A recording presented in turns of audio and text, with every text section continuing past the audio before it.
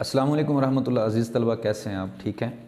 امید کرتا ہوں کہ پچھلے جتنے بھی ہمارے لیکچرز ہو چکے ہیں یقیناً آپ لوگوں نے انہیں توجہ سے سنا ہوگا، ان پر غور و فکر کیا ہوگا۔ اور مجھے ایک بات یہاں کہنی چاہیے کہ آپ کی طرف سے ابھی تک کوئی بھی کویسچن مجھے موصول نہیں ہوا کہ آپ مجھ سے کوئی بات پوچھنا چاہتے ہو کہ سر یہ بات ہمیں سمجھ میں نہیں آئی ہے۔ بہرحال توجہ سے سنتے رہیں، اپنے ٹیسٹ بھی بنا کر جو ہے وہ حل کر کے آپ بھیجتے رہیں تاکہ وہ چیک کر کے ایز سون پاسیبل آپ لوگوں تک پہنچائے جا سکیں۔ تو آج کا جو ہمارا سبق ہے، آج ہم نظم پڑھیں گے، پیغام، اور اس کے پہلے جو 4 اشعار ہیں یہ آج ہم پڑھیں گے انشاءاللہ۔ باقی جو ہے وہ ہم کل پڑھیں گے۔ تو علامہ اقبال کی شاعری کے حوالے سے جو کوئی بھی ایسی بات ہوتی ہے جو آپ کو سمجھ میں نہیں آ رہی تو آپ وہ کویسچن لازمی کیا کریں، پوچھا کریں۔ نمبر تقریباً اسٹوڈنٹس کے پاس ہیں، تو گروپ میں تو میرے خیال میں آپ نہیں کر سکتے، تو انڈیویجولی لازمی کیا کریں۔ تو بہرحال یہ جو پیغام نظم ہے یہ علامہ اقبال کی ایک بہت طویل نظم ہے، بڑی نظم ہے، جس کا نام ہے شمع اور شاعر۔ یہ نظم فارسی میں ہے، تو اس کا ایک بند جو ہے یہ غالباً پہلا بند فارسی میں ہے، پھر اس کے بعد یہ اردو میں ہے۔ تو یہ جو تقریباً 8واں بند ہے میرے خیال میں، تو یہ ایک بند ہے پورا۔ تو اس کو ہمارے سلیبس میں ایک نظم بنا کر پیش کیا گیا ہے، تو ہم اس کو پڑھتے ہیں۔ تو اس میں علامہ اقبال نے مختلف انداز سے، مطلب جتنے بھی اشعار ہیں اس میں، ہر شعر میں علامہ اقبال نے مختلف انداز سے مسلمانوں کو یہ احساس دلانے کی کوشش کی ہے کہ یہ دنیا تم سے ہے، یعنی تو اصل حقیقت ہے۔ تو پہلا شعر ہے، ہم پڑھتے ہیں۔ آشنا اپنی حقیقت سے ہو اے دہقاں ذرا، دانا تو، کھیتی بھی تو، باراں بھی تو، حاصل بھی تو۔ اب ذرا غور کریں، علامہ اقبال نے یہاں جو بات کی، آشنا ہونا یعنی واقف ہونا، واقفیت رکھنا اپنی حقیقت سے، اپنی اصلیت سے۔ اے دہقاں، اے کسان ذرا، یعنی اب یہاں علامہ اقبال نے ایک مرد مومن کو، ایک مسلمان کو کسان کہا ہے۔ تو اب کسان سے ریلیٹڈ جتنی چیزیں ہیں، جتنے الفاظ ہیں، وہ علامہ اقبال نے دوسرے مصرے میں بیان کیے ہیں کہ دانا تو، یعنی وہ دانا، وہ بیج جو ڈالا جا رہا ہے فصل میں، زمین میں، وہ تو ہے۔ کھیتی، پھر اس سے جو کھیتی بنے گی وہ بھی تو ہے، اور باراں، جو بارش برسے گی جس سے وہ کھیتی سیراب ہوگی، پھلے گی، پھولے گی، وہ بھی تو ہے، اور اس سے جو پھل ہوگا، جو حاصل ہے اس کا، وہ بھی تو ہے۔ یعنی علامہ اقبال کی جو شاعری ہے وہ مرد مومن کو بیدار کرنے کے لیے خواب غفلت سے۔ علامہ اقبال کا ایک شعر ہے نا کہ خودی میں ڈوب کر غافل پا جا سراغ زندگی، میرا نہیں بنتا نہ بن اپنا تو بن۔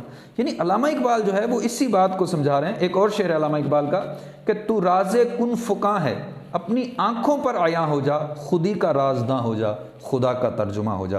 یعنی ہمیں اپنی پہچان حاصل کرنی چاہیے۔ کلاسز میں بھی میں بسا اوقات یہ بات کہتا رہا ہوں کہ علامہ اقبال کی جو شاعری ہے وہ اپنی ذات کی پہچان کے حوالے سے، خودی کے حوالے سے۔ پچھلے لیکچرز میں بھی یہ بات ہوئی تھی کہ من عرف نفسہ فقد عرف ربہ، کہ جس نے اپنے آپ کو پہچان لیا پس تحقیق اس نے اپنے رب کو پہچان لیا۔ تو یہاں علامہ اقبال اسے ایک حقیقت بتا رہے ہیں، ایک اصلیت کے حوالے سے بات کر رہے ہیں۔ تو جتنے بھی یہ اشعار ہیں، آخری 2 اشعار کے علاوہ، ان میں سب میں علامہ اقبال نے مختلف انداز سے مختلف ایک نقطہ لیا، پھر اسی نقطے کے حوالے سے مختلف باتیں کر کے علامہ اقبال یہ احساس دلانے کی کوشش کر رہے ہیں کہ اے مرد مومن، اس دنیا کا جو وجود ہے وہ تجھ سے ہے۔ اب آگے چلتے ہیں کہ آہ افسوس، کس کی جستجو آوارہ رکھتی ہے تجھے، راہ تو، راہ رو بھی تو، راہ بر بھی تو، منزل بھی تو۔ یعنی ہم نے جو گائیڈ ڈھونڈنے شروع کر دیا وہ ایسے گائیڈ ہیں جن کا ہم سے کوئی تعلق ہی نہیں ہے۔ یعنی ہم دوسرے لوگوں کی پیروی کر رہے ہیں، دوسرے لوگوں کو ہم فالو کر رہے ہیں، ان کے پیچھے ہم بھاگ رہے ہیں، ان کے کلچر کو اپنا رہے ہیں، ان کی تہذیب کو اپنا رہے ہیں، لیکن کیا ہے کہ ہم اپنا نقصان کر رہے ہیں۔ تو علامہ اقبال کہہ رہا ہے کہ تجھے کسی اور کی جستجو آوارہ رکھے ہوئے، تو در بدر کی ٹھوکریں کھا رہا ہے۔ راہ تو، یعنی جس راستے پر چلنا ہے، یعنی جو اگر دیکھا جائے تو وہ دین اسلام ہے، وہ تو خود ہے، یعنی وہ تیرے اندر ہے۔ راہ رو تو، یعنی وہ جو مسافر ہے وہ بھی تو خود ہے جو اس کے اوپر سفر کرے گا، اور پھر جو گائیڈ کرنے والا ہے، وہ جو راہبر ہے وہ بھی تو خود ہے، اور جس منزل تک پہنچنا ہے وہ منزل بھی تو خود ہی ہے۔ اب ذرا غور کریں اس چیز پہ عزیز طلبہ کہ علامہ اقبال نے کتنے خوبصورت انداز سے جو ہے وہ اس بات کو بیان کیا ہے۔ اب ذرا ہم آگے چلتے ہیں۔ نیکسٹ ہمارے پاس علامہ اقبال آگے جو شعر ہیں کہ کانپتا ہے دل تیرا اندیشہ طوفان سے کیا، ناخدا تو، بحر تو، کشتی بھی تو، ساحل بھی تو۔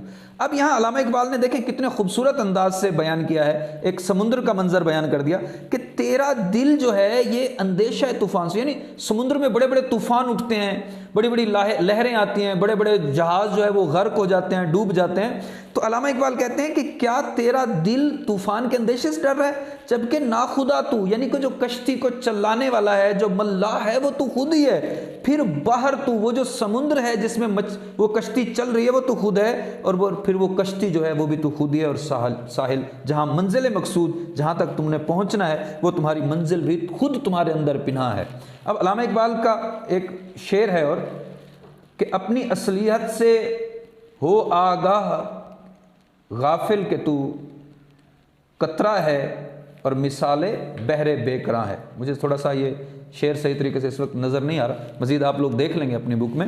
تو اب ذرا غور کریں اس چیز پہ کہ علامہ اقبال نے کتنے خوبصورت انداز سے مسلمانوں کو جھنجھوڑنے، بمبوڑنے، ان کو بیدار کرنے کی کوشش کی ہے۔ پھر آگے علامہ اقبال کیا کہتے ہیں کہ دیکھ آ کر کوچائے چاکے گرے با میں کبھی، کیس تو لیلا بھی تو، صحرا بھی تو، محمل بھی تو، کہ تو کبھی آ اور آ کر ایسے کوچے میں، ایسے گھر میں، ایسی جگہ پر جہاں لوگوں کے چاک گرے با ہیں، یعنی جو اشاک لوگ ہیں ان کے علاقے میں آ کے دیکھ۔ کیس تو، یعنی مجنو، کیس کا اصل نام ہے کہ جو محبت کرنے والا ہے وہ بھی تو خود ہے، اور لیلا بھی تو، یعنی جس سے محبت کی جا رہی ہے وہ بھی تو خود ہی ہے۔ صحرا، کہ یہ لیلا اور مجنو کے جو قصے ہیں صحرا سے ریلیٹڈ ہیں، وہ بھی تو خود ہے، اور محمل یعنی وہ کجاوا جو اونٹوں کے اوپر رکھا جاتا ہے سواری کے لیے، وہ بھی تو خود ہے۔ عزیز طلبہ، اب ذرا غور کریں، علامہ اقبال نے پہلے شعر میں جو بات بیان کی کہ مسلمان کو کسان کہا، دوسرے میں جو ہے ایک مسافر کہا، تیسرے میں جو ہے ایک کشتی والا ملاح کہا، پھر جو ہے یہاں ایک عاشق کے حوالے سے بات کی۔ تو اب جتنے بھی یہ حوالے ہیں اور آگے والے جو 2-3 اشعار ہیں ان میں بھی اسی طرح بات ہے، انشاءاللہ ان کو ہم نیکسٹ لیکچر میں اسٹڈی کریں گے، پڑھیں گے۔ تو اب ذرا غور کریں کہ علامہ اقبال کس طرح مسلمانوں کو خواب غفلت سے بیدار کرنے کی کوشش کر رہے ہیں۔ تو ہمیں بھی چاہیے کہ ہم اس کو صرف سلیبس کے طور پر نہ لیں، بلکہ اس کو اپنی زندگی میں بھی شامل کرنے کی کوشش کریں، جو ہمارے اسلامی ہماری ثقافت ہے، کلچر ہے، اس کو اپنانے کی کوشش کریں، اور اس کے ساتھ ساتھ اپنی اسٹڈی پر بھی زور دیں، غور کریں، لیکچرز کو توجہ سے سنیں، ٹیسٹ اپنے پراپر بھجوائیں تاکہ انہیں باقاعدہ چیک کیا جائے۔ نیکسٹ جو آپ لوگوں کا یہ سلیبس ہے اس کو آپ برائے مہربانی اسی طریقے سے چیک کر لیا کریں، میں نے تمام گروپس میں اس کو شیئر کیا ہوا ہے، اور آپ کا جو ویکلی ٹیسٹ ہے وہ بھی اسی کے مطابق ہی بنے گا۔ اللہ تعالیٰ آپ کا حامی و ناصر ہو۔ انشاءاللہ نیکسٹ لیکچر میں آپ سے ملاقات ہوگی۔ السلام علیکم ورحمۃ اللہ۔